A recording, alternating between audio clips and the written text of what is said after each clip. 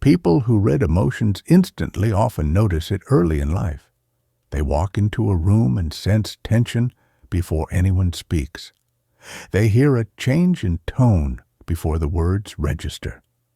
They notice when something feels slightly off, even if nothing obvious is happening. This is often described as intuition, empathy, or being emotionally perceptive. But in most cases, it is something more specific. It is fast emotional pattern recognition. This ability is not random, and it usually did not appear without a reason. It developed because, at some point, noticing emotional shifts quickly became useful. Not in a dramatic sense, not necessarily because of abuse or chaos, often simply because paying attention mattered. In some environments, emotional cues are predictable and stable. In others, they are not. When emotional responses around a child change quickly or are inconsistent, the child adapts. They begin watching more closely. They learn which expressions mean safety and which mean withdrawal. They notice subtle signals because missing them has consequences. Those consequences are not always severe. Sometimes it is avoiding conflict. Sometimes it is preventing disappointment. Sometimes it is maintaining connection. Over time, the brain learns that early detection is efficient, so it becomes automatic. By adulthood, this process feels effortless. Emotions are read before conscious thought catches up. But what feels effortless now was built through repetition. This is why people with this trait often struggle to explain how they know what they know. They are not analyzing. They are recognizing patterns that were learned long ago. The cost of this adaptation is rarely discussed. Constant emotional awareness requires energy. Even when nothing is wrong, the mind stays alert. This can lead to a quiet form of exhaustion. Not burnout in the dramatic sense, but a steady background fatigue. Many people with this trait feel most tired in social settings, even pleasant ones, not because they dislike people, but because their attention never fully rests. They are always reading the room. Because this awareness developed early, it often feels tied to identity. Letting go of it can feel unnatural, sometimes even unsafe.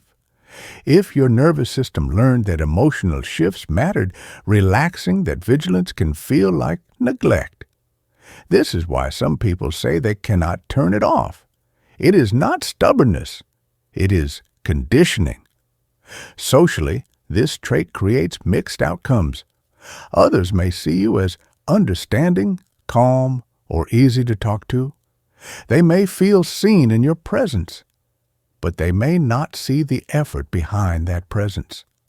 At the same time, you may feel unseen yourself. When you are always tracking others, there is less room to notice your own internal state. This can create a subtle imbalance. People who read emotions instantly are often expected to manage them, to smooth things over, to understand without explanation, to adjust without complaint.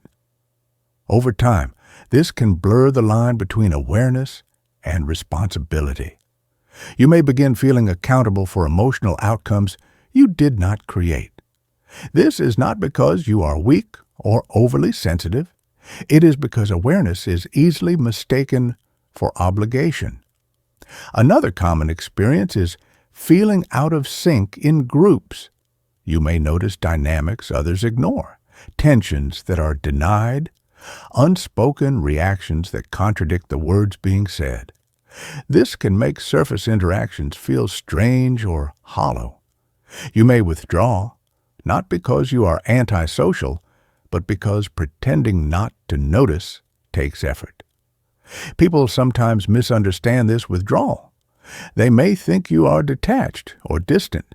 In reality, you are often highly engaged internally, just selectively. It is important to say what this trait is not. It does not mean you are broken. It does not mean you had a terrible childhood. It does not mean you are obligated to help everyone. And it does not mean this ability must define your entire life. Understanding why it developed changes how it feels.